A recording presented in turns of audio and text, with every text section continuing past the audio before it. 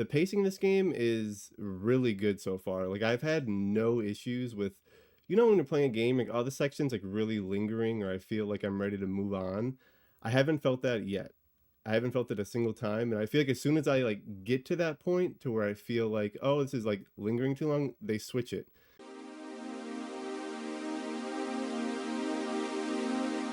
Hey guys, what's up? Hope you're doing well. And in today's video, I wanted to discuss my first impressions on Resident Evil 9.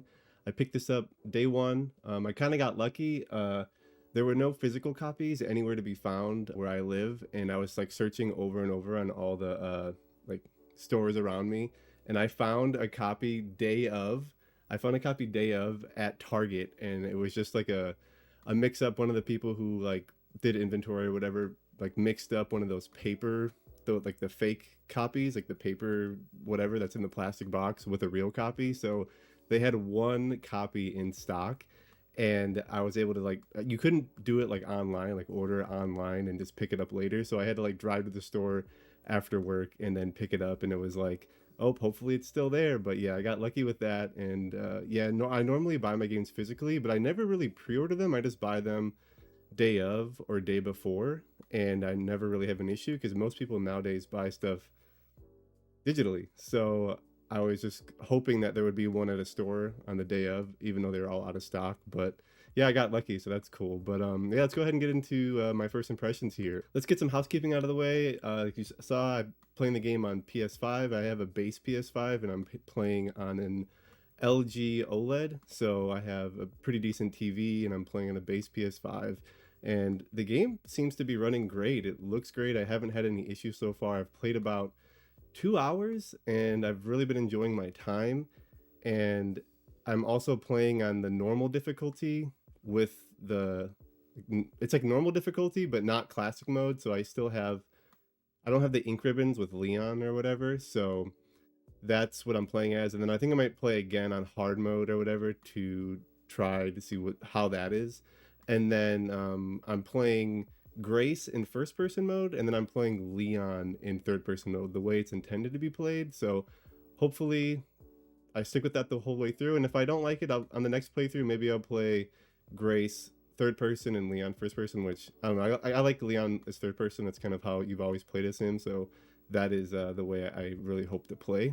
But yeah, let's go ahead and get into my first thing that I want to talk about here, and it's the graphics. And on PS5, this game looks amazing. Like, it looks great. It runs great, like I just said. And I don't know, like playing as Grace when you first get into the world when you're walking, I just was stopping and staring at all the stores and seeing the rain and just looking at all the textures. Like, I was reading signs, and it was like crystal clear on all these signs. Like some of the older like Resident Evil games, like Resident Evil 2 and Resident Evil like 7 and 8, some of the textures could kind of be like kind of muddy, but this really feels like a next gen or PS5 gen game since it's not cross gen. So I'm really enjoying what I'm seeing so far. And the next thing I want to discuss is the pacing. The pacing in this game is really good so far. Like, I've had no issues with, when you're playing a game, like all the sections like really lingering, or I feel like I'm ready to move on. I haven't felt that yet. I haven't felt it a single time, and I feel like as soon as I like get to that point to where I feel like, oh, this is like lingering too long, they switch it. So with how much I've played so far, hopefully they're able to manage this the whole way through, where they can just flip-flop back and forth between Grace and Leon and just keep the pacing going, because that's kind of a thing with some modern games where you're kind of stuck where the pacing kind of feels like it drags a lot. And with this game, it doesn't feel that way so far. So hopefully once I get into the more like meat and potatoes of the game, of like full like levels where you're getting keys and finding puzzles and doing stuff like that, hopefully it doesn't feel like it lingers too long, and the pacing makes you feel like you just want to keep playing and keep playing. I had to put this game down last night because I was getting kind of tired. I had a long day yesterday, so I really wanted to keep playing, but I was so tired I wasn't really able to like keep paying attention. So yeah. And the next thing I wanted to discuss was gameplay. The gameplay of Grace and Leon, they are complete polar opposites, which that's what the devs have really like hammered home on everything that they've talked about in like all the pre-release footage. I've kind of only watched like the like trailers that were not like like the earlier trailers and then like some of the stuff that was in like the directs, but I didn't really watch any of the gameplay stuff because I'm like, I'm already sold on this. I don't need to know anymore. So going into this, I was very surprised when I was playing as Grace. I'm like, oh wow, I I feel helpless. I can't do anything. There's like a few parts where I got like jump scared as her, and I just wasn't ready for them. And I was like, I don't even know what I can do here. Like she has nothing. All I have is a lighter, and I really felt like claustrophobic and that I couldn't do anything. And I think it really helps with this first person view with that. You start to feel very claustrophobic and you can't do anything. So you have to think about things a little different than as when you're playing with Leon.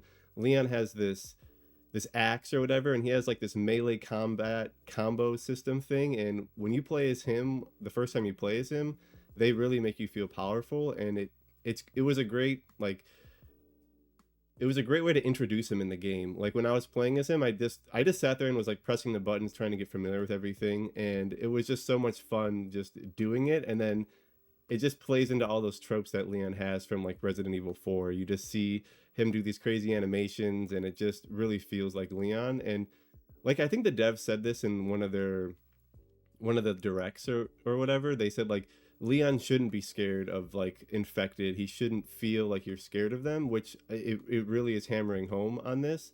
And where I ended last night was I was about to start playing as Leon again, and I was ready to start using him again because playing as Grace in the section that I just finished, I felt so helpless. I literally felt like I had to like sneak and hide from whatever I was running from instead of like facing it head on. So the devs are really knocking it out of the park with this one. And with that, we'll go ahead and do our closing thoughts here. I'm really enjoying my time so far with this game, and I really hope they're able to keep the pace going with how it feels and the gameplay, and introduce a new gameplay, because I've only played the first 2 hours like I mentioned earlier.